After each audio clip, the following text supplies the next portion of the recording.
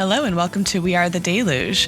We are your co-hosts, Emily Crandall and John McMahon, exclusively dressing business formal at truck stops. Only place I go business formal. This is a spoiler-free chapter-by-chapter podcast about the climate change novel The Deluge by Stephen Markley. Today we are discussing 6 Degrees is Coming, set in 2033, the fourth chapter from Shane's point of view, which we are presenting in the form of a political manifesto. What a way to start out book 4. Real manifesto-y here too. Extremely. Oh my gosh. This chapter was like really excellent and really tough. Yes. We were talking before we started recording that we think this is one of the better written chapters in this generally extremely well written novel. Yeah. I think, so the title of book 4 is Nation of Heat. And I think, we have left on the table let's play around with what the books are called vis-a-vis the chapters within them. But there are many different kinds of heat that I think are generated by this chapter. And literal to more figurative versions. Right. But also the weather is interestingly not central in this chapter in a way that I think is really sort of foreboding. That is an appropriate word that I think we both threw around in conversation or text in the run up to hitting record. Yeah, I'm really impressed too by the rendering of motherhood, which I'm going to say a little bit about in my theory section. Perfect. But also, I think the way he writes the women in this chapter is really interesting, fun, and kind of scary. I want to hear more when we get there about why it's scary. Well, we'll get there, John. We'll get there. Should we begin with our declaration? Yes, I cheated and went with 2 sentences. Ooh, okay. Mine's if you make it one sentence, it's not a real sentence. So perfect. I think that's appropriate for our theory brains. Do you want to go first? Yeah. Shane and Quinn go on one undefined protocol-breaking mission that is either a sloppy mess or exactly as they implicitly planned, and one defined protocol-breaking mission that appears to be a massive success. Also, everyone and everything is fucked. Oh my God, that's so good. Okay, I went with the women of 6 Degrees stage a coup, but a new leadership structure, new relationship to funding, and a potentially new mission clarifies something about fear for Shane. No one knows what she is capable of. Wow. I think that's fair. I think those are appropriately paired declarations. Yeah, we got both, I think. Everything covered with the 2 approaches. Yeah. Mm-hmm. Oh, man. Do we need to add it? Well, do we want to drop the big bomb right at the beginning? Which one? Oh, that's fair. I guess both. Yeah. Yeah. Go for it. So the first major spoiler, alert, if you've not read this chapter, turn away. Why are you listening? Why are you listening? But also go read it and come back. Okay, I'm waiting. Are you back? Great. So Quinn, Shane, and Jancy, we meet from the third cell, get together. Second cell. Yeah. Jancy's started the third cell, right? Yes, they're ready to go with the third cell. They have converged on a secret meeting at the very last minute and thrown together literally overnight. Yeah, overnight. They arrive at Alan's house we discover he's going to turn himself in because he feels guilty for the deaths, and they kill him. They take him out. And his wife and his son. And one of his kids. Yeah. Oh, boy. Okay. Second bomb.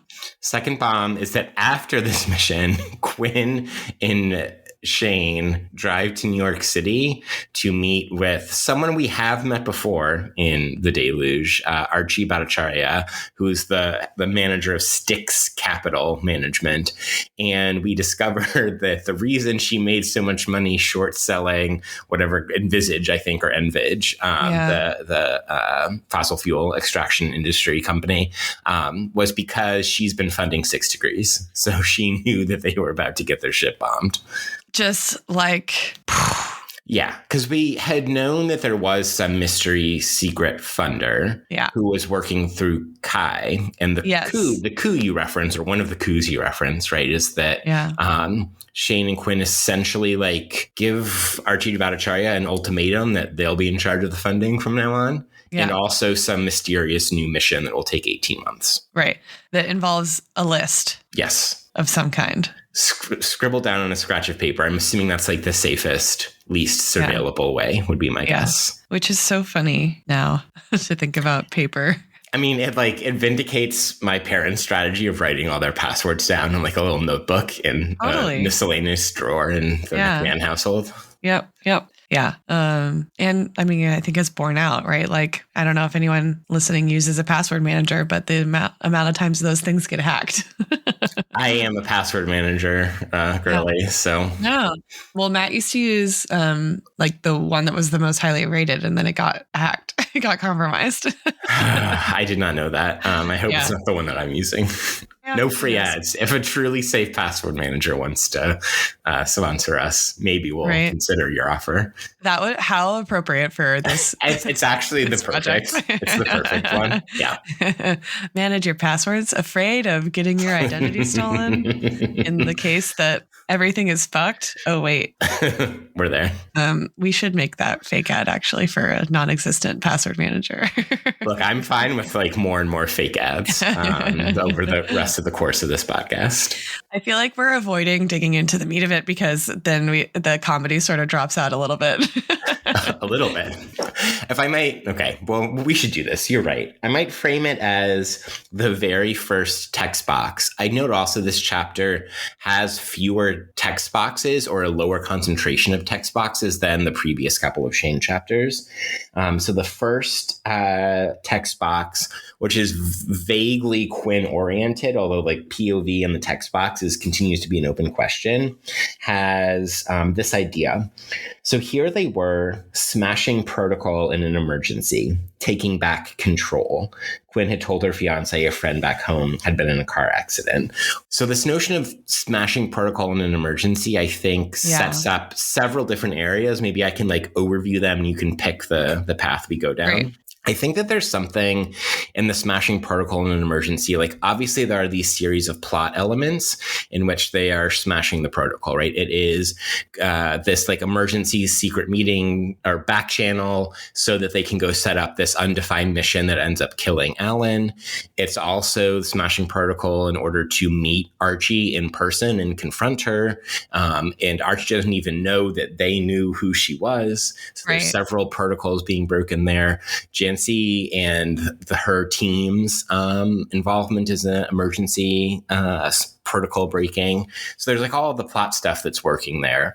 There's also the kind of like narrative elements of an emergency smashing protocol. And I think it's there something about like, how is Mark Lee using the form of the Shane chapter to like mark book 4 as a kind of like breaking point where some of the protocols have been smashed. And I think maybe we might get into there. And I think a lot of that has to do with like the building up of the anticipation and the question of who knows what and when, but also there's like this intuitive sense of what an emergency is kind of throughout the chapter.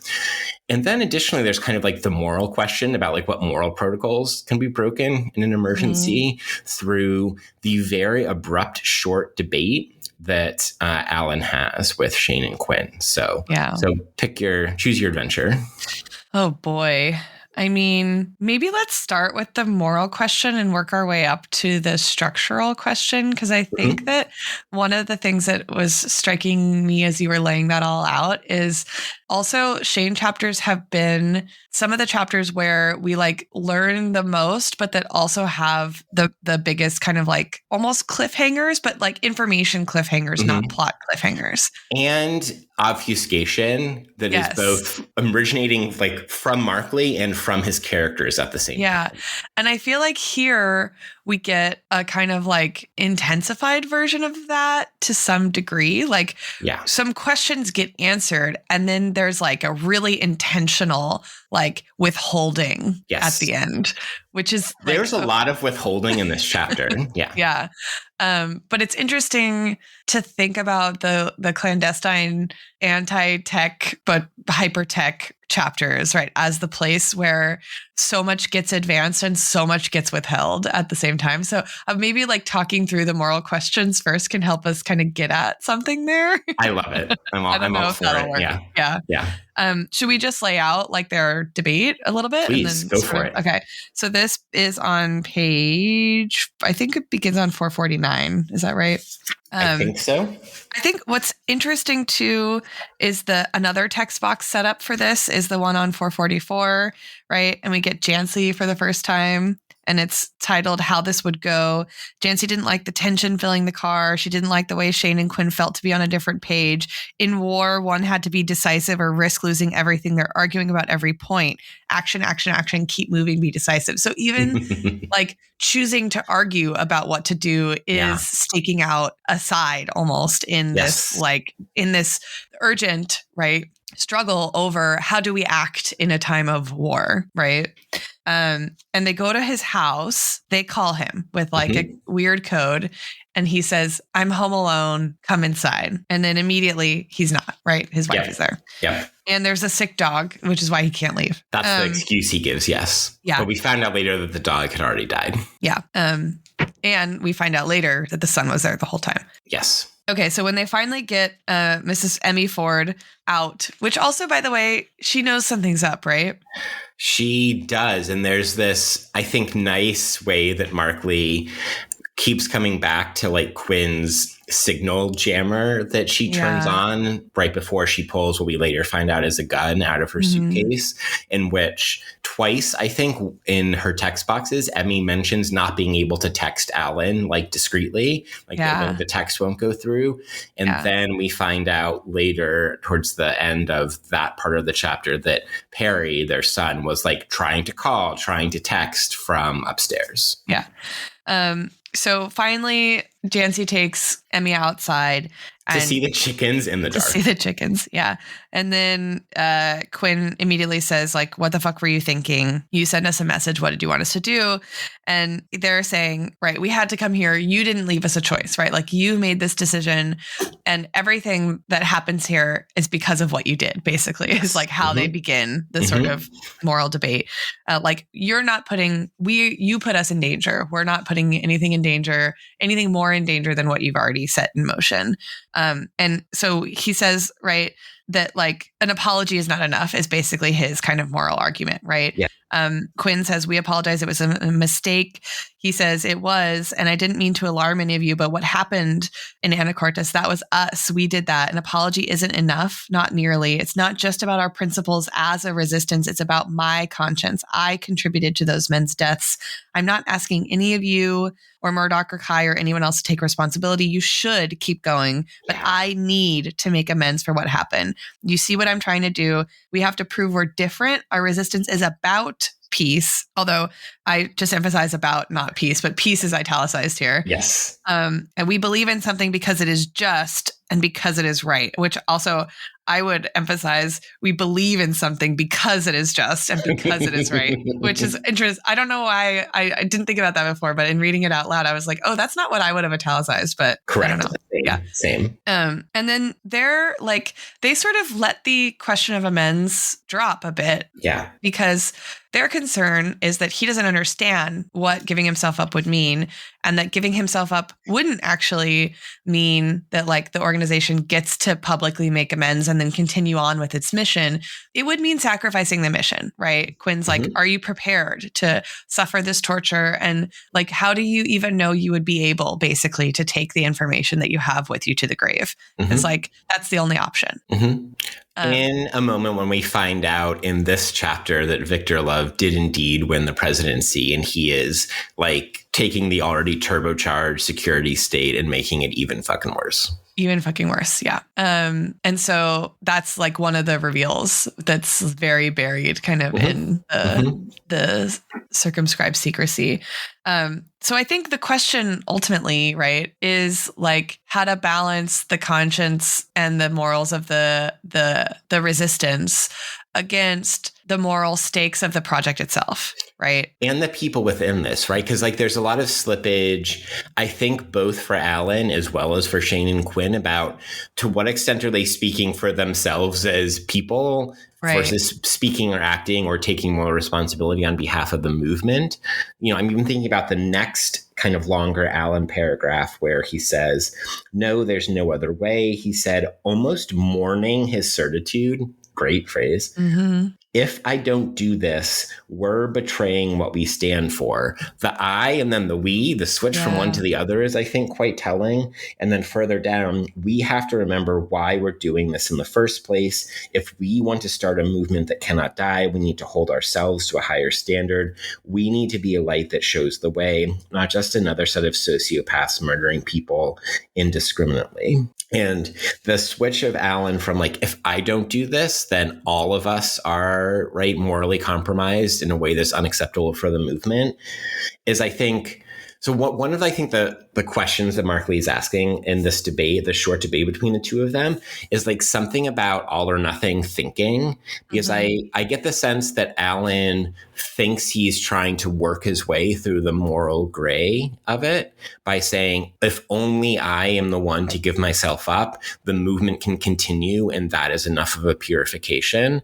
But I think that in the end, it's Alan who exercises the most all or nothing thinking, as witnessed on the next page when Shane points out, like very clearly and level-headedly, that she's like, no, we are terrorists.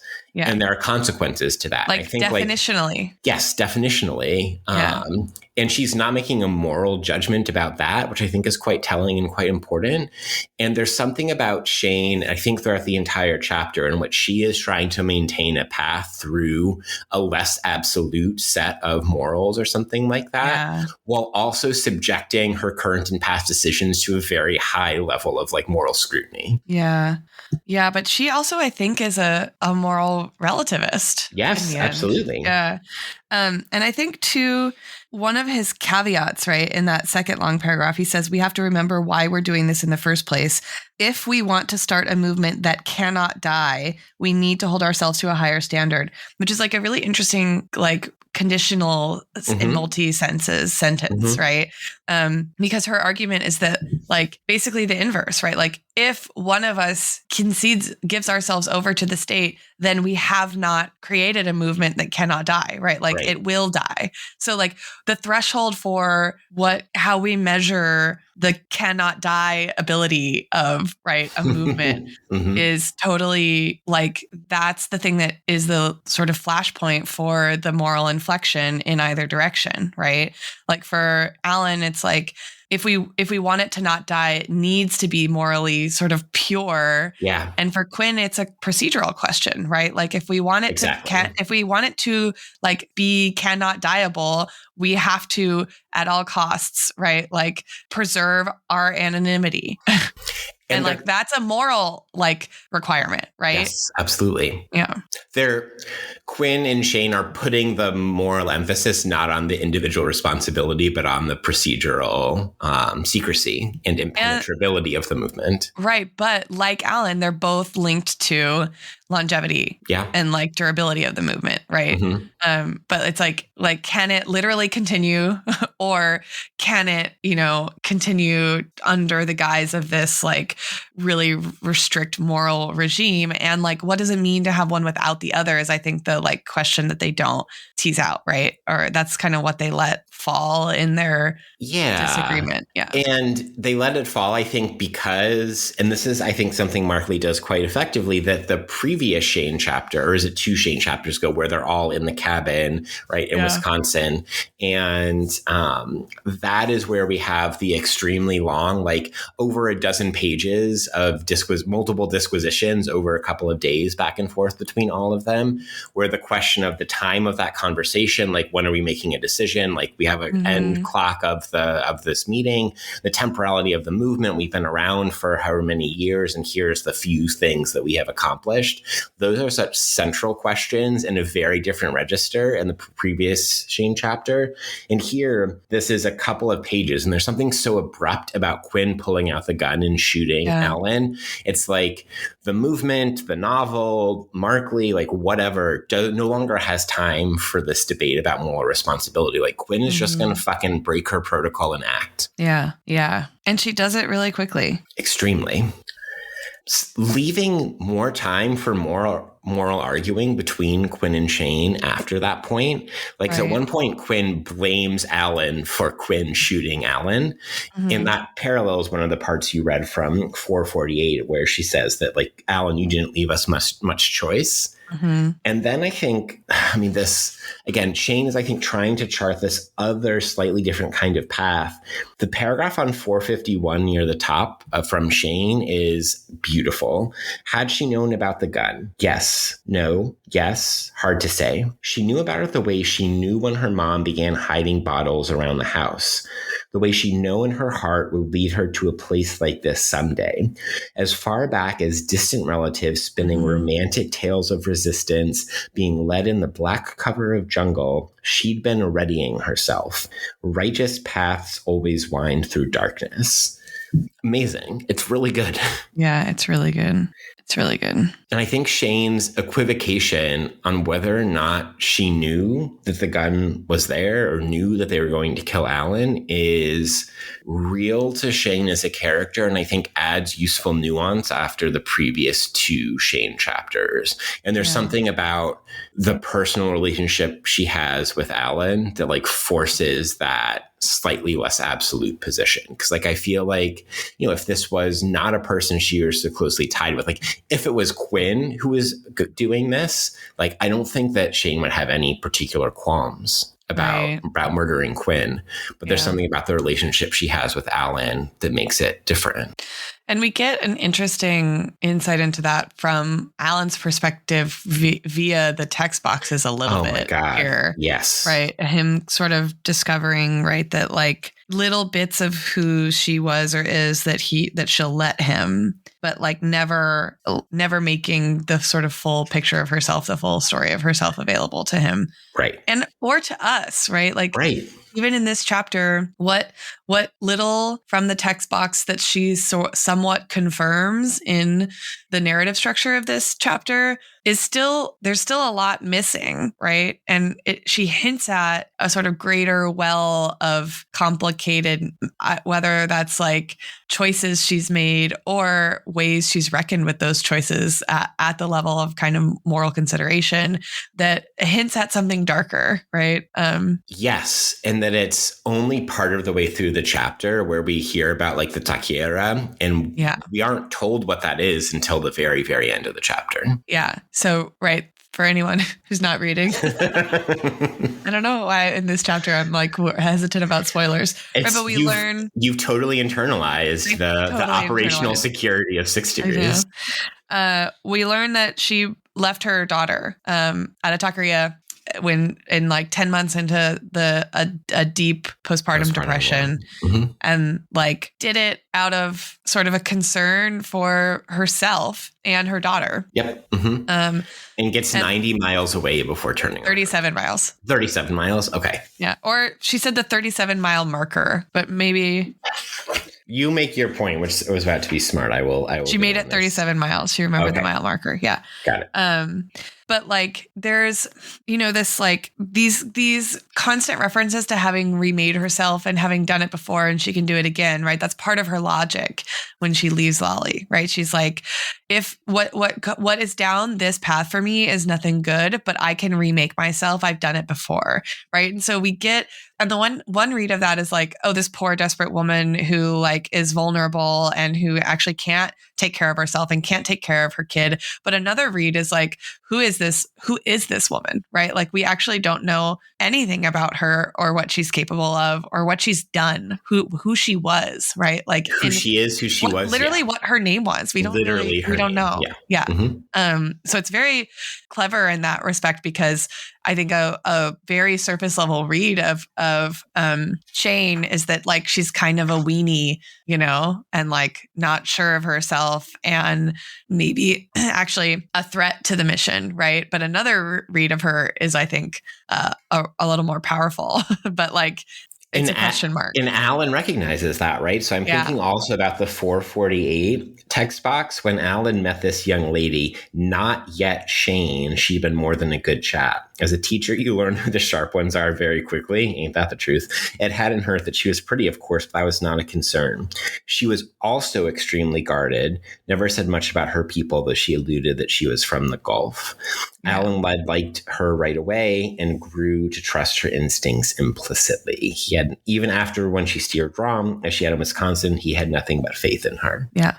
And then the next text box, the one time she lets really anything slip, right? Yes. That summer in New Orleans, there'd been one quiet moment when Kai wasn't around, when he was alone with Shane. She mentioned her time in foster homes and group residences for teenagers. Where were her parents, he'd asked. And she said very bravely, he thought, I had to learn fast how to make my own way. Now I know how to sleep in the rain. He never forgot the way she put that. Now I know how to sleep in the rain.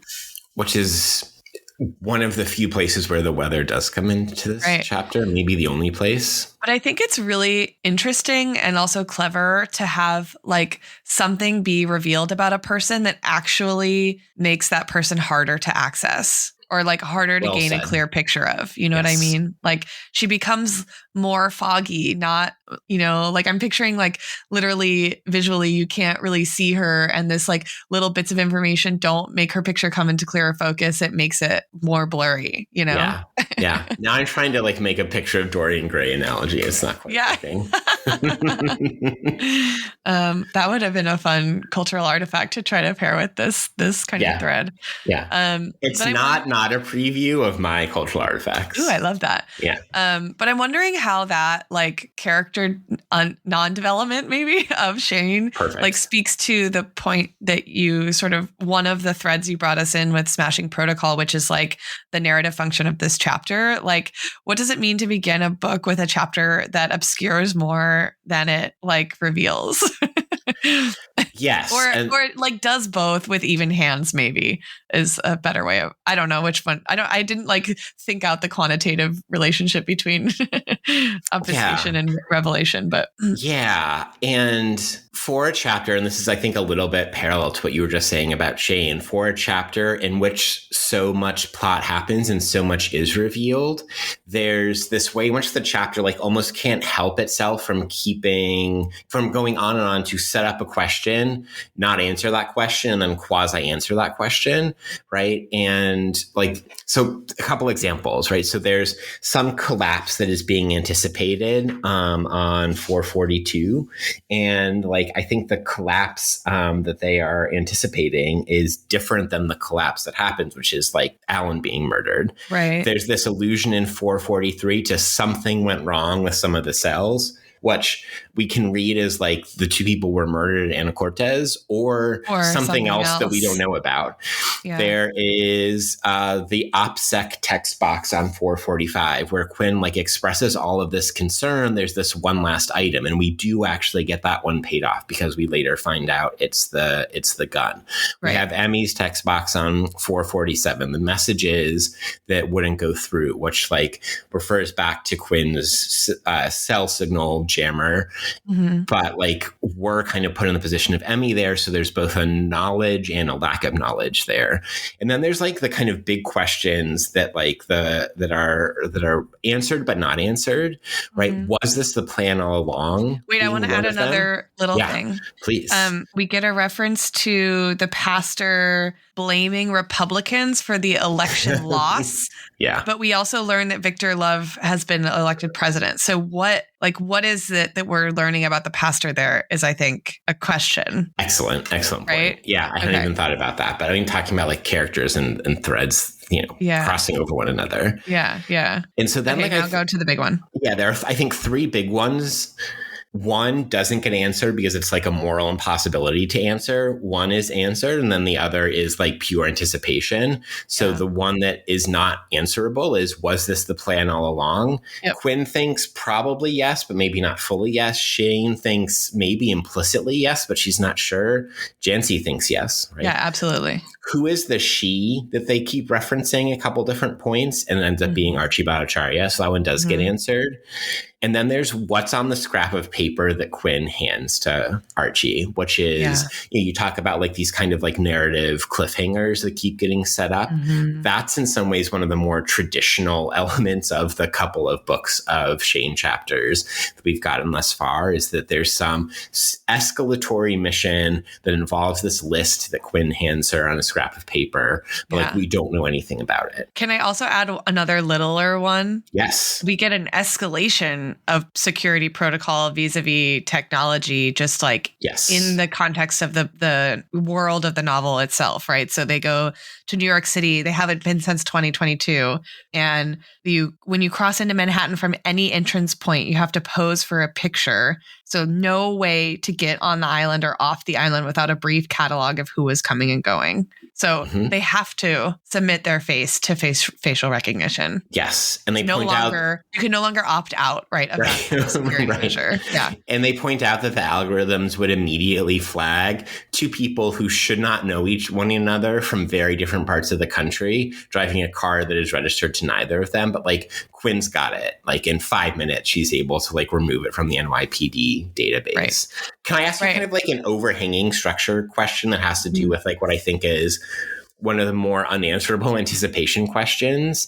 And that is like what you think Markley is doing with all of the emphasis on the postpartum depression, the birth of Lolly, almost leaving Lolly right at the Takiera, is, I think, what the analogy is for us as the reader and what the analogy is for Shane and what the analogy is for Markley, right? Because like is to like frame it in one way, we get at the end of this chapter, right, after being built up a little bit, like that she left Lolly but then went to go back to her. So is the murder of Alan leaving Lolly or going back to her? And is the confrontation with Archie leaving Lolly or going back to her? Like, so Shane has disappeared many times in her life, but here we get like comings and goings and like moments where she has to define herself, right, in a couple of different ways. And so I'm wondering, like, if you think Markley is trying to parallel the postpartum depression and or the leaving Lolly with some of the plot elements in the chapter as part of like the structural thing that's happening here. Yeah, I have a sort of like orthogonal answer to that question in my theory section. Perfect. But I think this question of the return and like what actions parallel the return in the thread of the current moment, right, of the novel in this chapter is really, really interesting, because I hadn't thought about it in that way. And as you were speaking, I was like, what if the return is not actually a moment of action for Shane, but that moment of recognition for Shane, where she knew that this was going to happen all along. So like the return to Lolly is the like return to her like self, as, you know, hollow or shallow as it is, that like this was always going to happen, right? So she was always going to return to Lolly. She was never going to leave Lolly there, actually, and they were always going to kill Alan. She was never going to leave that house with their relationship intact. So that's great. But it's like pulls in the opposite direction, which is also really interesting, right? Like she was never going to give up on her relationship with Lolly, and she was always going to give up on her relationship with Alan. And like, what does that say about, I don't know, like the relationship of like the bond of comrades in struggle versus like the bond of a parent. And, but like also I feel like she resents Lolly in a way that she doesn't resent Alan, which is kind of interesting too. And it speaks to some of the things we've been talking about in past chapters about the sort of like mundanity of her concerns as a mother and how she tries to square or fails to square those with her like lofty aspirations as a, you know, a covert political agent, right? In that sense, and a deeply anti-state one at that. So maybe this is another way of kind of teasing out those tensions, but also like reconciling them maybe also, because like what she gives up for Alan and doesn't give up for Lolly is the cause. I think that that's the key thing, because like I'm thinking about 2 paragraphs on 454 where she a little bit snaps out of her disbelief and like freezing at the murder of Alan, in which like she enters head of a clandestine movement self, leader of the cause self, is a way to, I think, set to the side or obscure or get rid of some of these like unanswerable deeper questions. And she goes into like self-confident mode. So I'm thinking about 454. I said, I understand. She hissed and then thumped a palm loudly on her chest. You think I don't understand? She found herself shouting, but she wasn't exactly sure why. That's a little bit like keeper language, I'd point out. You think I'm the one bitch. I fucking made this thing. You think I'd let Alan fuck us like that? Ever. But then you're bringing in the clown car, Quinn. I told you what he said in confidence. I told you we could take care of it. And you go and spill your guts across our entire organization. Now we have two bodies. Have you thought that this might be what gets us caught? Quinn, the fire will take care of it. Shane, they pulled DNA out of fires, you fucking moron. Jesus Christ, and you were Ivy League? Arsonists get caught all the time. They have the DNA of the whole fucking country on file, and you bring in 3 extra fucking people like this is a club meeting, you stupid blonde bitch. And it's like, there's something about Shane as the not armchair revolutionary that she thinks Quinn is. Shane is the, okay, I can go into... Yeah, exactly. Yeah. Shane is the operative. When we know from the very first chapter that like she is a little bit sad she never got her war, right? Yeah. That she talks about with Murdoch. That is a way to like shunt off to the side all of the questions you raise that she is on some level asking herself, even if unconsciously. Yeah, I think I said that weirdly, but I think I said she gives up the cause for Alan and not for Lolly. But what I meant is that she gives up Alan for the cause and doesn't give up her daughter for the cause. But like, yeah, but I think it's in that giving Alan up for the cause that like she regains some sense of self, I think. Yes. Yeah. And we see that in Bhattacharya's kind of analysis of her versus Quinn. She really like takes Quinn down, and Quinn loses her cool a lot in this exchange. Yeah. And we see Archie, this is on 460, right? Blondie made her want to upchuck all over that cheap Biz formal wardrobe. This other brassy bitch was all right, though. Archie had read every book or article on body language and comm ever written, firmly believed she could deconstruct anyone after sitting across from them for just a minute. Because the plump lady didn't look like she had any balls when she walked in, Archie was surprised and impressed to find her voice and eyes strong. She could tell the woman had a vision, right? Mm-hmm. And then she's just like, hard and straight up with Bhattacharya. And I think Bhattacharya is like, all right, damn. Yeah, because Bhattacharya is like, she wants to cut to the chase. She's suspicious. How did you find me? Let's like get to the fucking point. And it's when she says she doesn't care who slated who, so save me the editorials, which is a pretty good line.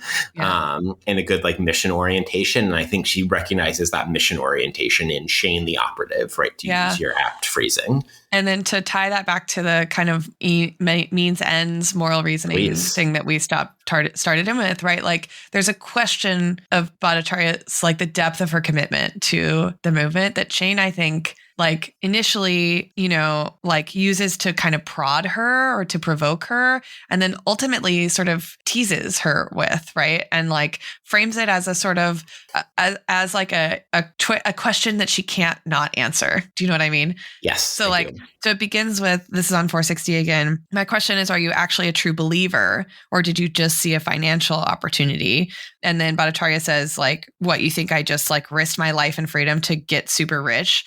Which like, okay, that's not that clever a retort, but, and then ultimately, right, let's say she's interested in whatever it is that's on this piece of paper. Mm-hmm. And she says, Kai won't like this. And then Shane says, he won't have a choice. We have to make it clear. Decisions run through the 3 of us now. We are the vote. They can take it or leave it. You've built a nice life for yourself. My question is, did you just want the sack of money this whole time? Or do you want to make sure they remember us? So she reframes the question for Bhattacharya as not about like, do you really believe, or do you just want to get rich? Because that's honestly like kind of not an interesting question. Like I'm thinking about, because Archie's like, kind of like, why not both? Yeah. Why not both? I can have it all. Right. But like the more interesting question, and Shane gets there, right, is like, what about your legacy, right? In a like bigger sense, and like than just the money you'll leave from the nice life that you have. And like that, we don't get an answer there, but the tension is like, you can feel it crackling, and we think we know, right? I think we're supposed to feel like, oh, she got her. Yeah. Right. And it's really clever writing because it feels like watching that. I could picture that scene with like the soundtrack, right? Like building to that moment. And then you're like, oh, fuck yeah. That worked, you know? Yeah. We'll do an interlude where we just like cast the inevitable question mark Deluge prestige TV series.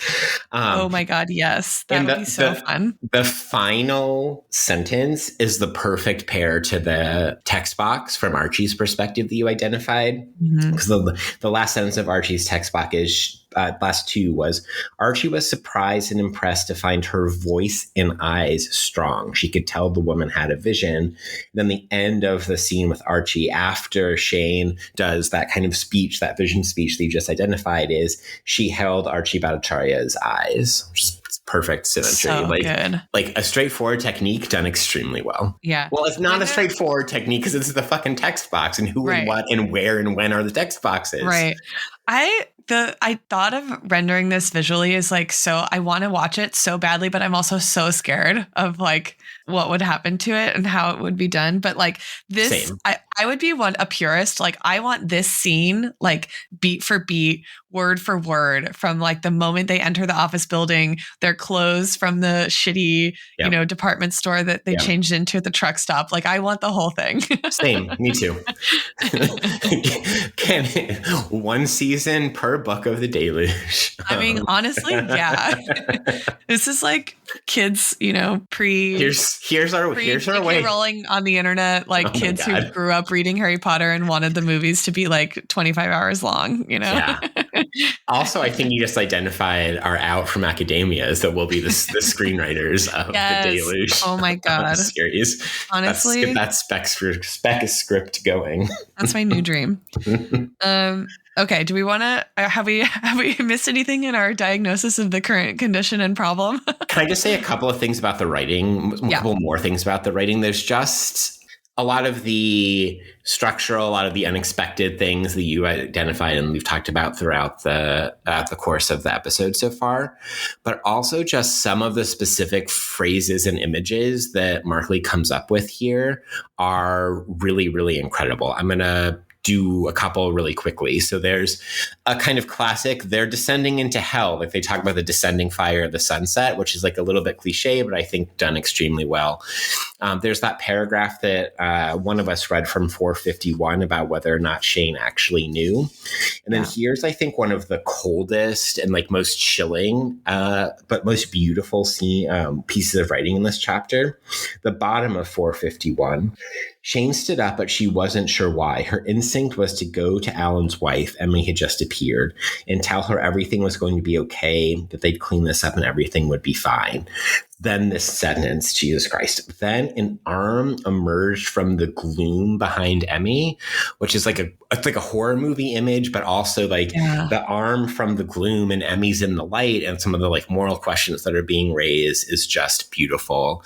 There's this part on 455 that Markley has about like, what are the kind of instincts that Shane has? And so Shane says, quote, and then she was sprinting through the dark, blinking to get her eyes to adjust. She could hear the kid, huffing with terror, crashing across a fallow field where the Fords grew a bit of wheat. The stars shattered the night sky, and the instinct buried in the human cell, the recall of the hunt under a burning Milky Way, fueled a wild, panicked kind of joy, and she could run faster than she ever imagined. Oh. It's really incredible and really like affecting. Like one gets the chills, or I get the chills when I read that. And then in a very classic Markley writing style, a really intense closing line that calls back to that 455. Wait, paragraph. Before you read that, can I just pull one more thing before that place you were just reading? Yeah. The moment where this is on 454. A thump from upstairs is a whole paragraph. Both their heads snapped. Shane stood slowly for the first time since Emmy had shown her to her seat. Quinn's welling eyes cease, wipe the tears, quick footsteps, the dog. And then Shane says, there's no dog. We would have seen it by now. Like that moment just like, yep.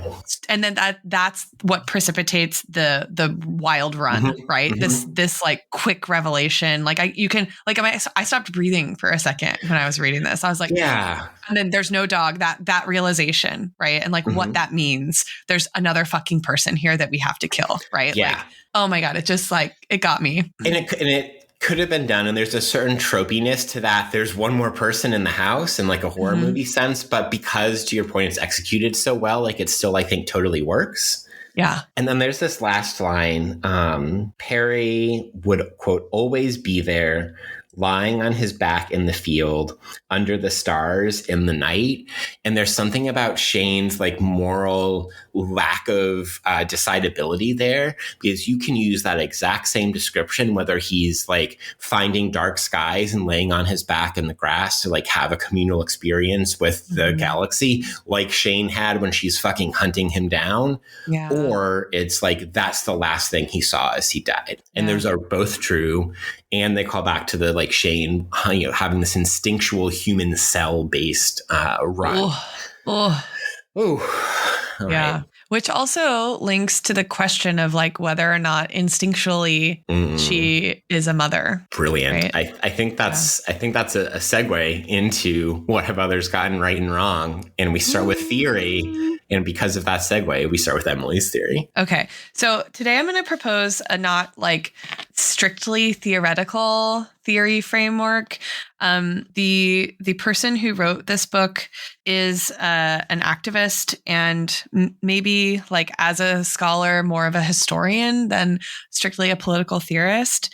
And I'm going to propose the book, Stella Dadsey's book, A Kick in the Belly. I don't know this book. No. Okay. It's a Verso Press book, but the tagline is Women, Slavery, and Resistance. And she starts from Elmina Castle in Ghana and goes through the Middle Passage and into like slave resistance in both the US and in the Caribbean. And what she does is like recover basically a history of women's like participation in institutions of and around slavery from the perspective of the politics of resistance. And it's something like, right, if anyone listening has ever read Angela Davis's Women, Race, and Class, like kind of a bit of that recuperative history. Absolutely. But it's very specifically about the gendered dynamics of the politics of resistance and like sort of reframing women who were enslaved as like political agents and as having developed kind of logics and procedures of resistance kind of in their own right that had to do both with sometimes like strategic complicity, what we might think of, and in sometimes like explicit resistance that rendered them vulnerable to violence and death. And like that process and that give and take of kind of like, playing along and resisting and like what you have to develop in terms of like moral sensibilities, but also kind of epistemologies for living with or living under violence. So I was thinking about in this chapter, this question about in what way does Shane's recounting of her near abandonment of her child parallel this moment of like smashing protocol in an emergency kind of in the current quote unquote timeline of the novel, right?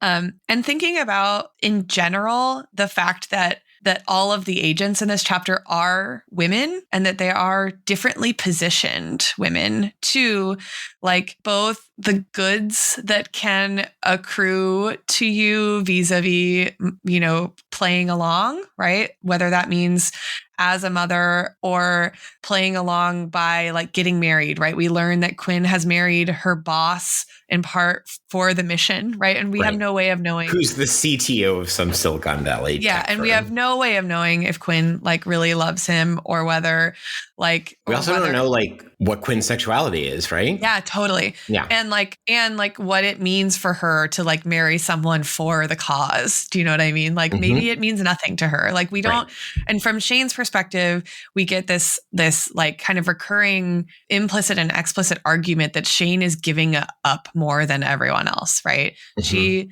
like kind of has to live in poverty to some degree to maintain her cover. And we get this discussion in 462 where she's talking about like why she left Lolly or why she was going to leave Lolly and how she was going to make peace with it. Right. She said she'd spent the first 9 months terrified she'd mess up, not for her baby's sake, but because she knew what the system could do to a poor mother. A poor mother leaves her baby in the car while she runs into a pharmacy, and that's a mugshot. A poor mother finds her baby not breathing, and that's a different ballgame. But now she was free. She'd disappeared so many times in her life. What was one more, honestly? She'd had enough of this sad corner of this sad state in this sad country. She'd made a mistake, and now she would do her best to move on, dig up one of her escape plans, and vanish across this lonesome planet. Right. So like, but like, I think what's there is not just a moral question of like, can you justify abandoning your baby? But like, actually, what would it mean to take that justification seriously as not just the like desperate self, what's the word for like trying to let oneself off the hook, right? Like an abdication. Yeah. That she needs, right? Like she needs it to survive this choice. But what if you read that as actually a political argument, right? Or like a structural political critique of the context in which she finds herself trying to be a mother. And I think it changes a little bit the stakes of actually the moral argument that the principals are having. Because it's not just these abstract ideas about whether what we're doing is just or can be justified and under what conditions it can be justified, but actually like does who we are and how we experience the injustice of the world that we are contesting actually meaningfully and sort of materially change the moral investments we have in something like making a strategic choice as opposed to a like morally pure choice. And like, can't a strategic choice also be a moral choice? And like, how does that then change the stakes of like of how we reconcile kind of what we do to get by on a daily basis with like how we imagine ourselves as participating in something that is bigger than us. So like, might we want it to make sense to say that like a woman putting her child in danger is an act of resistance, right? And like, don't we want the tools to be able to frame that as not just a desperate woman trying to make herself feel better? And like, I think this book in particular is really excellent. I like strongly recommend it. And it's not like, it doesn't have a kind of like super at like surface level, like theoretical aspiration, but I think it does have a really deep theoretical aspiration at the level of like, kind of like the DNA of the history of resistance and like really thinking through kind of how to frame actions that people take in moments of like, that are like sort of like unfathomably, where survival is sort of unfathomable, right? And like, what would it mean to think about those as these like really grand political questions and not as just like questions about how do people, suffer through violence? And like, shouldn't we want to say something more about kind of suffering through violence?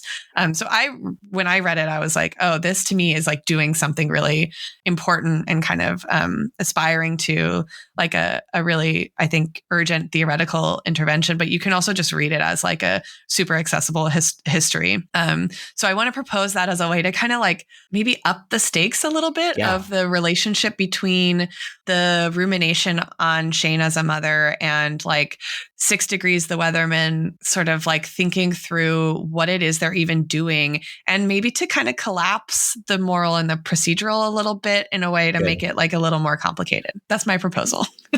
It's an excellent proposal that I'll take up and I'll put alongside some of the discussions you've done about standpoint theory throughout the course of this podcast, because I think there's something about the question you asked in particular regarding like from what perspective or what vantage point does Shane leaving Lolly or keeping Lolly, or like, you know, when mothers do something quote unquote bad, like how do we understand that morally is, I think, a standpoint question. And like, I'm intrigued by the standpoint that this book is offering in general. There's offering you, there's offering us on this chapter. Yeah.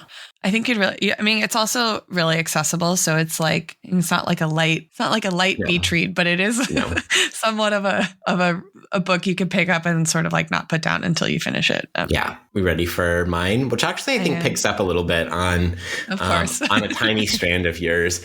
So I'm going to propose that we think about Eve Sedgwick's Paranoid Reading and Reparative Reading, or You're So Paranoid You Probably Think This Essay Is About You, one of the best titles in the history of critical theory. And I'm particularly interested in thinking about the way that what Sedgwick diagnoses as paranoia reveals something both about the power of what she'll call paranoid reading or the paranoid position, and also kind of its downfalls or something like that. So this essay is like Sedgwick trying to like reflect back on kind of critical theory, Marxist criticism, new historicism, and like the early days of queer theory, what she frames as kind of always taking up this paranoid position, and always kind of taking, like, she, you know, in her playful way, like talks about how there's this, even a paranoid can have enemies, that's maybe apocryphally attributed to Henry Kissinger, has been like internalized by many strands within critical theory and within queer theory. And so she's interested not in a kind of moral judgment about paranoia or something like that, but in the very specific like questions about knowledge production, about the kind of subject that engages in paranoid reading and reparative reading. Although I'm going to focus more on the paranoid reading in this little theory download. And so let me kind of frame a couple of the ways she talks about paranoia for any listeners who have not read Eve Sedgwick. So this is page 127 and 128 of the paranoid reading version in the Eve Sedgwick reader. That is to say, once again, for someone to have an unmystified view of systematic oppression does not intrinsically or necessarily enjoin that person to a specific train of epistemological or narrative consequences.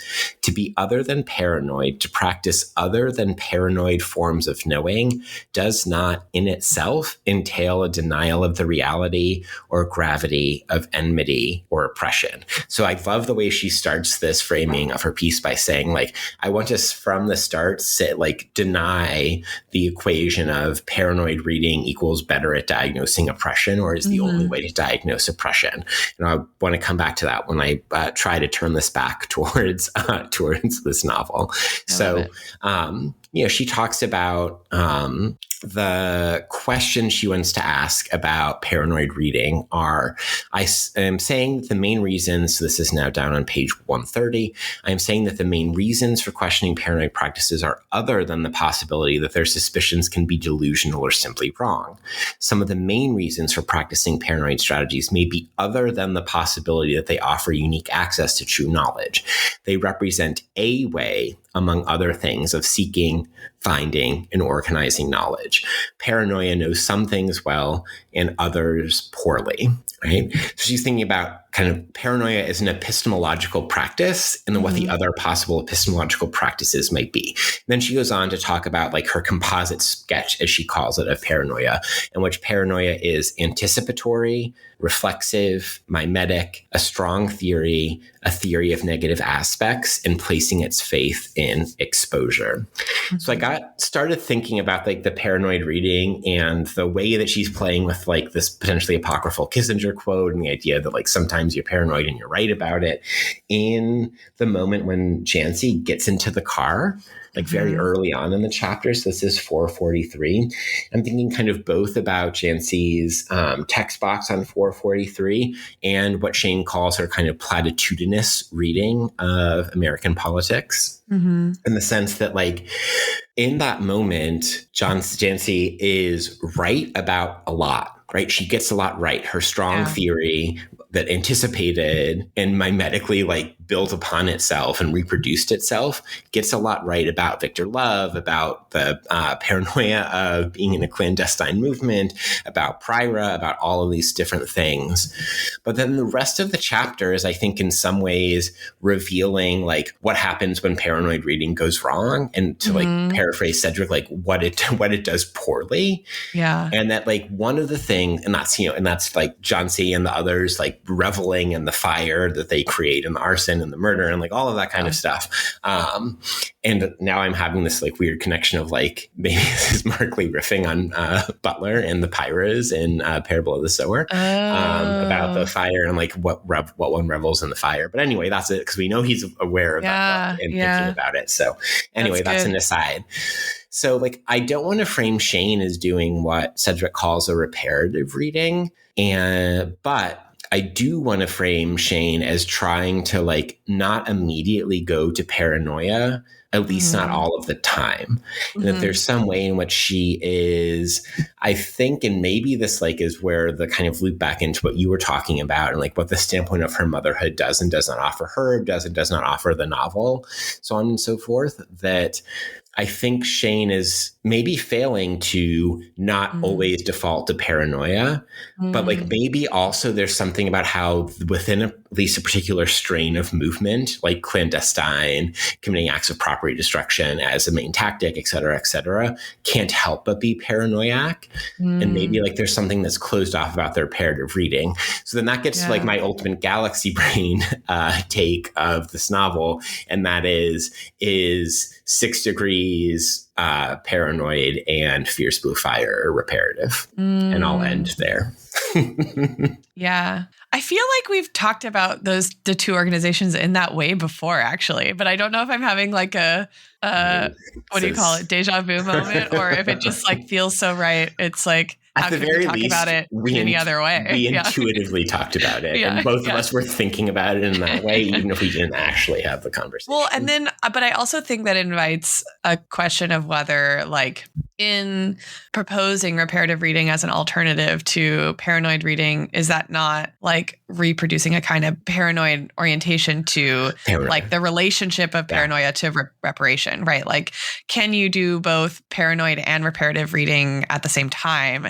Is, I think, a question that Cedric wants to say we ought to, but it's harder to parse out what kind of read or approach or response has the proper ratio maybe of like paranoia to reparative. And like it seems, especially with how dramatically a Fierce Blue Fire and 6 Degrees, like how dramatically different their approaches are. It like the easy thing is to say one is the paradigm of paranoia, the other is the paradigm of reparative. But like, is it what about the paranoia within the reparative and vice versa, right? Yeah. And I think one of the reasons I'm tempted to think about like those two movements and those two positions is Cedric's insistence that you don't have to engage in the paranoid mode of reading or the paranoid position in order to like diagnose and respond to oppression. Right. And there's an interesting way in which she closes this chapter, which I think is getting at this, like she wants to also reject some sort of like patriarchal and misogynistic denigration of the reparative mode. So the vocabulary for articulating any reader's, this is 150, reparative motive towards a text or a culture has so long been so sappy, aestheticizing, defensive, anti-intellectual, or reactionary that it's no wonder few critics are willing to describe their acquaintance with such motives. Now, the subject of that sentence of who is doing that, like reading, that paranoid reading of the reparative is, I think, left purposely a little bit obscure. But she like wants to insist that we need to identify this different other kind of relationship to reparative reading than the immediate dismissal of it for those gendered, I would add, terms. Yeah. So good. And like between the two orgs, like the gender and sexual politics dynamics too. Yeah. Really. And I'm trying to decide how cryptic foreshadowing to be here. I think Mark Lee will in the future play around with the idea and gender politics and sexual politics of the paranoid and reparative reading of 6 Degrees and Fierce Blue Fire. I think that's Whoa. That's cryptic enough. I mean, I don't know what you mean. So yeah. Okay. All right, great. We're going to call that one a win. Amazing. Should we pivot to our cultural artifacts? We sure should. Okay. I'm going to propose two. Perfect. I'm going to propose two as well. I'm going to propose the film Atomic Blonde and the show Say Nothing, based on the book, which I haven't read, but I have watched the first 5 episodes of the show. Okay. So I think I did Say Nothing the last time we did Shane. So I love this. Okay. Yeah. And Atomic Blonde is a great poll that I haven't watched in a long time, but I love that idea. I was like, I really loved there's like a little part of my basic like girl boss feminist like sensibility that I try to deny, but that is like from childhood, you know, part of like the good liberal quote unquote house I grew up in that was like, girls can be anything, right? That really loved this moment of the three of them in Bhattacharya's office being like, we're in charge now. Well, I mean, there's this we are the captions now. There's this way in which after Shane had like made fun of Quinn's like girl power vibe, including in this very chapter, that like Shane in her operative mode that is like willing to add a little girl power, girl boss as a treat. Yeah. And like, I think that they literally shut down Alan. Right. They go around Kai's, they go behind Kai's back and they usurp power from him, literally. And it just strikes me as interesting to think about, like, you know, what do women in power act differently in some meaningful way than men in power, right? Which is a question political scientists love. Oh my God. But I think like thinking about not women in like elected positions of like visible political power, but as like actually wielding substantial power, kind of like behind the scenes. Yes. And like what women can get away with that men can't because of, you know, the presumptions about who they are or whatever, or just like, not that men can't, but that women can get away with different things than men can, right? That they can be clandestine in different ways, that they can assume different disguises, and that they have different strengths, right? That has nothing to do with biological essentialism, but everything to do with like their roles in society, right? Or presumed roles, and even when they reject them, right? So I was thinking about the like Atomic Blonde, right? The takes place in Germany, right? In Berlin. Think so. Yeah, and Charlize Theron is like the most elite spy in, you know, and she's an MI6. And it's like right when the Berlin Wall is about to fall. Okay. And so she's like maybe a double agent, you know, and just like very much kind of weaponizing her sexuality to get close to powerful men so she can kill them, which is just, and like she seems to have like her moral compass is sort of like not a subject of the film, which I kind of love. And it's not like, you know, her wrestling with like, is it right or wrong to use my feminine wiles? It's literally like a very like, this is a practical strategy and it fucking works. And like, she's hot and watching her kill people is like really entertaining. And I was like, wow, I really enjoyed watching that movie. And it was like, you know, what does that mean for me? But also like, what does it mean for the imagination, our collective imagination of like what women as killers like do?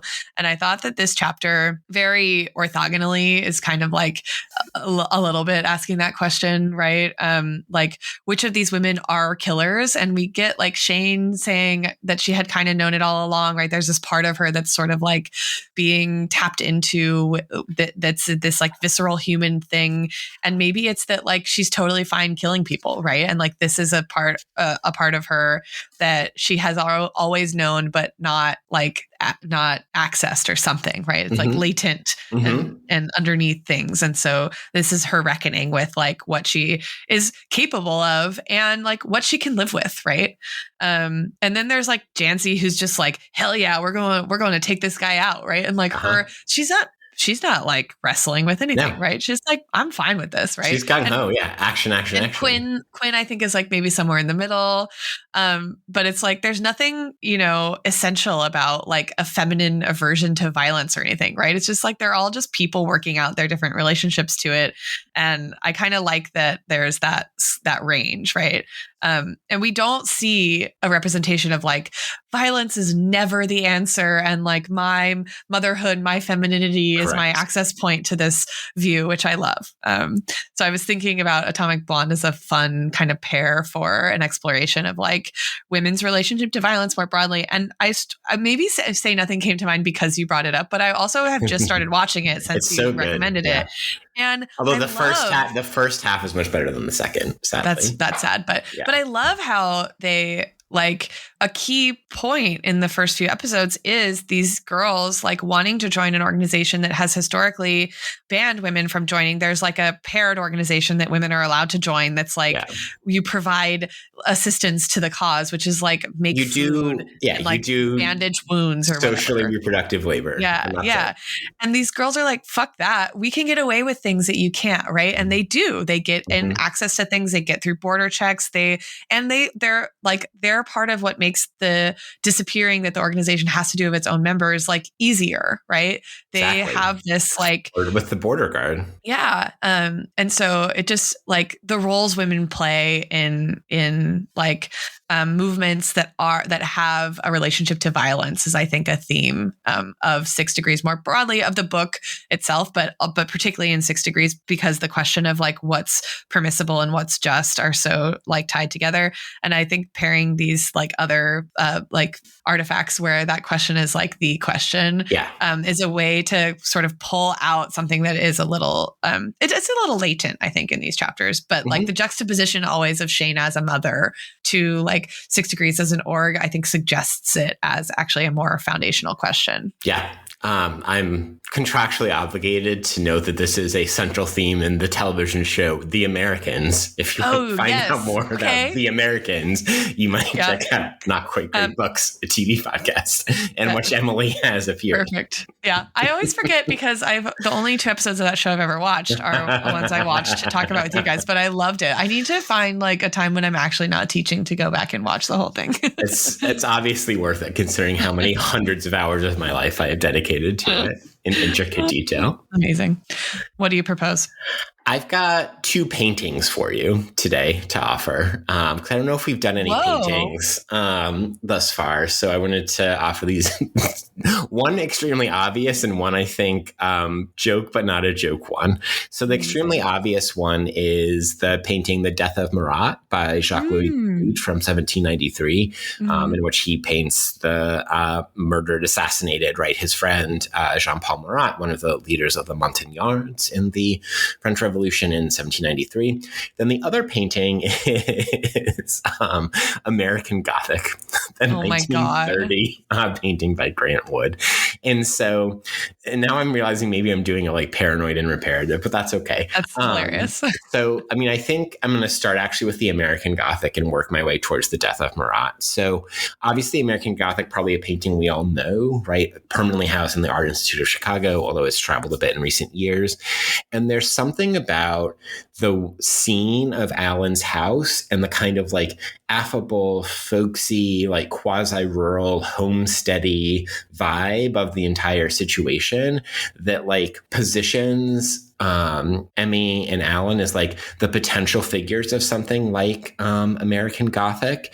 And I was thinking about this more because I had this vague sense of it. So I did like some like light Wikipediaing.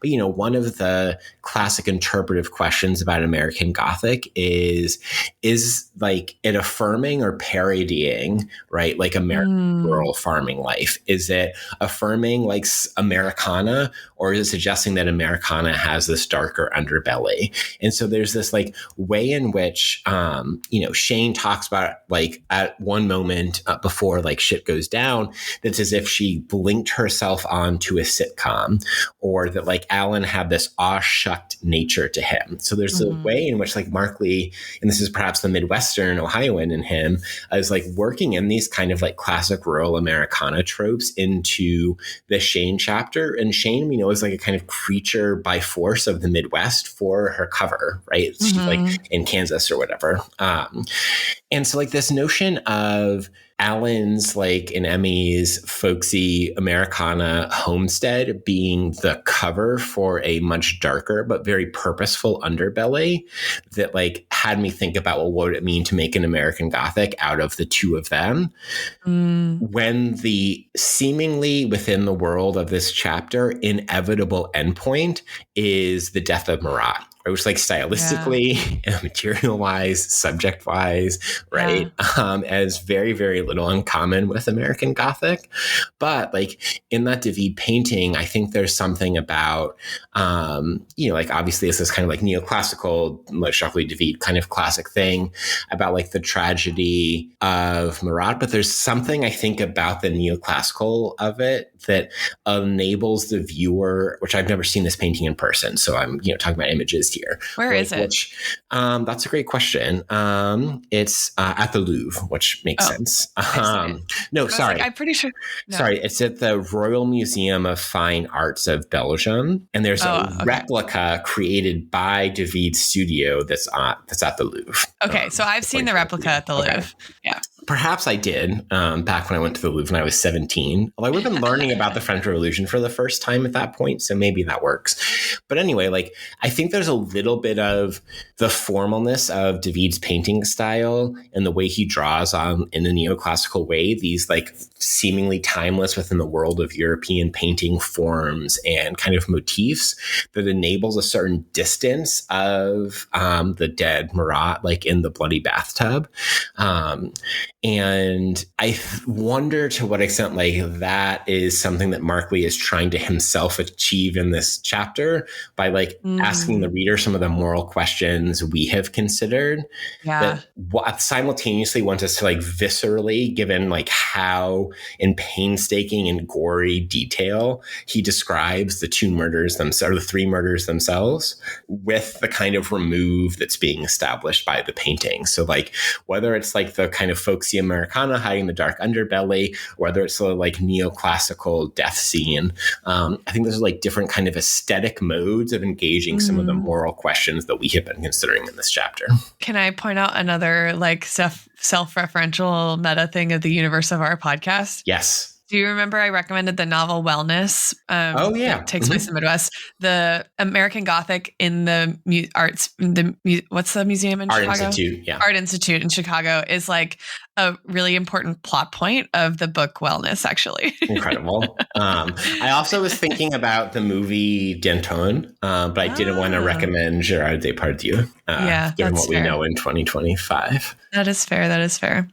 I really like that. Thank you. The threading of those two paintings together. I think it works really well. And I think, like, a sort of, like, overly simplistic kind of connection between the two is, like, how to render the folksy farmer also, right, a revolutionary, and like, what does it mean to think through those. I love it. No, that's not overly simplistic. That's what I should have led with. It's we pull it out. It works. Yeah, we get there. So not a lot of sarcastic digs at opponents in this chapter. It's pretty dark. No. Although we've had a couple laughs along the way. Yeah, I think we do tend to laugh a lot in the chapters that are really bleak. Yeah, I mean, we're talking about trying to be reparative or something. I know. There's when they walk in and Emmy yells at Sony, turn down the volume to 5, which was very funny, like, given the, same as, like, talking to Alexa or something like that. Yeah. Or Hey Google or whatever. I laughed a lot in the pages where we first meet Bhattacharya. Shane's, like, editorializing about her Long Island accent. Yes. Which, by the way, this is funny, on 458, Archie Bhattacharya actually says can't be too paranoid these days. I didn't even catch that. I probably And Shane says, upon shaking the woman's hand, Shane experienced a moment of shock at her brutish Long Island accent. And then later, every vowel had an extra syllable. Safeguards was particularly irksome, which really made me laugh. Like, her gold bracelet becomes unstuck from the meat of her palm. And then later, Bhattacharya says, so you're making moves, come directly to mama for cash. Why? Which made me laugh so hard. I feel like if I was a rich lady who, like, was at face a evil capitalist villain, but in my heart, like, a let's blow shit up revolutionary, I'd be like, that's exactly what I would say when I got found out. Coming to mama for cash. As the most complimentary way possible, you would be really good at that role. Thank you. Yeah. I do take that as a compliment. Yeah. I just like describing the Long Island accent as irksome just feels also needlessly like funny from Markley. Just like definitely. He's from the Midwest. Like yeah. At least from Ohio Midwest, not like Wisconsin, Minnesota, Val Midwest. Yeah. So just like irksome is such a good adjective to describe someone's accent, and like such an unnecessary dig, which I love. Yeah. I think Johnsy in general, at least until the turn, is meant to be a very funny character. Yeah. And then Markley kind of pulls the rug out from under us. Like, I'm thinking about her whole bit about like, well, Emmy, come and show me the chickens. And then like, I, who know nothing about farming, am going to give you advice on like how to keep the chickens safe, which she gets called out on. But then also is particularly like Johnsy's arrival in the scene where Shane like can't compute like what Johnsy's affect with like what they're doing and the surprise and the protocol breaking of it, right? So it is so here is Johnsy's arrival. Oh my God, girl, I can't believe we're here. Johnsy's squealed to Shane as if this were a vacation, like they were on their way to a bachelorette party. They hadn't seen each other since the second cell went operational in 28. And then a little bit further down, Johnsy then proceeded to talk for the next hour, almost without taking a breath, as if she really were catching up with long-lost friends who badly wanted a disquisition on the state of contemporary American politics. Oh my God. And I thought this was a really funny way to introduce Johnsy in person. Yeah. Jancy. Yeah, that's really funny. I don't know what vowels to give her. My apologies. Either. I also like when she says not to be a bitch about it, but it's not myself. It's the reason we're in this mess. Like, she doesn't care. Yeah. Be a bitch about it. And I did laugh, even though I think we took this point very seriously earlier in the discussion, when Shane tells Quinn, I'm the one bitch. I fucking made this thing. Yeah. That's like Markley's version of the Walter White I'm the one who knocks, which he threw in a headline splash, I think, back in one. So that's good. That's good. Wow. Oh man, I can't believe we're in book 4. I can't believe we're in book 4. I know. Do we have any solidarity, allies and enemies to? I feel it feels like anticlimactic to do it now that he's dead, but I think finding out that Alan is like an old bisexual horn dog in a mostly open really bed with Emmy is really good. It's really good writing. An old bisexual horn dog is exactly right. Those are all, and that's the like correct order, I think, of the adjectives. Yeah, definitely. So that's there. I mean, it's like it's clear there's some like suggestion that probably he pursued young women students, but primarily, right, he had extramarital or like within the bounds of their marriage, but not, it doesn't seem like they were engaging in threesomes together, that they were doing their own thing. Not the read that I get, no. And like mostly men, right, is what we learned from Emmy. Yeah. There's also this moment in the text box for Alan that like was very tragic about how, so this is 446. Alan tried to catch Shane's eye. He could see Quinn doing something this reckless, just showing up at his house without warning to prove a point. He wondered how careful they'd been. Although it wouldn't matter to him soon, they risked dragging Emmy into this. He wanted to pull Shane aside as soon as possible. He knew this could not have been her idea. And there's something about the like deepness of the bond with Shane in contrast with the chillingness of, although it wouldn't matter to him soon, it's like, because he's fucking dead. Like, that's why it doesn't matter to him soon. So that was just a really intense Alan moment. Yeah. And also, right, like, I don't know, though. I keep coming back to, like, he must have known what he was doing. He shouldn't have told them to come to his house when his wife was there. Like, what was he thinking? Yeah. Yes, because, like, and Shane Quinn died. Was the one who called him, you know? Like, exactly. And he would recognize her voice, And there's also, like, one Shane note is she kind of ends with this, like, realization of the emptiness at the core of the self that is perhaps a topic to pick up in future podcasts. Oh, yeah. I forgot we were going to talk about that. That's right.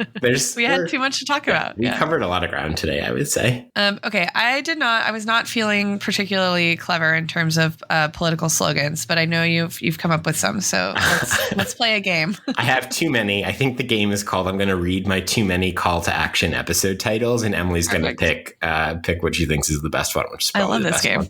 Okay. Number 1, in an emergency, smash protocol. Number 2, keep moving, be decisive.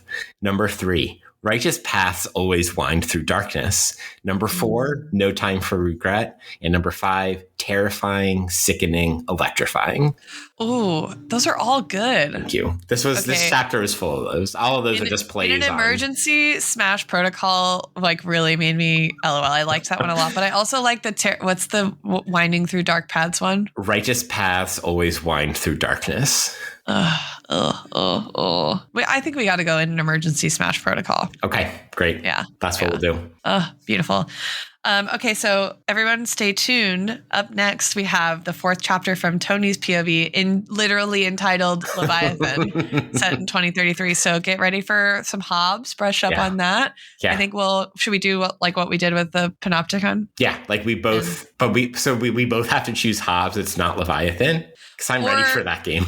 We could just each prepare something specific from Leviathan. Okay, I think that's probably a better idea. Or, I mean, it is a really big book. It's a very large book, yes. And I think that could be fun because the task is to try to pick something you think the other won't have. I'm gonna have to read through my dissertation chapter on Hobbes, as I think what we've assigned me to do, which is fine, I guess. Maybe I'll go back to our theory exam notes. Seriously. Or what's the book we were just texting about the book about Hobbes and Boyle? Oh yeah, the Leviathan and the air pumps. Yes. Yep. Good ideas all around. Anyway, stay tuned for some Hobbes next time. Yeah. If you're into that sort of thing. Which I think if you're listening to whatever episode this is of We Are the Deluge, you are into that you must kind of thing. Yeah. Yep. So thank you to listening for this episode of We Are the Deluge. And we are the Deluge.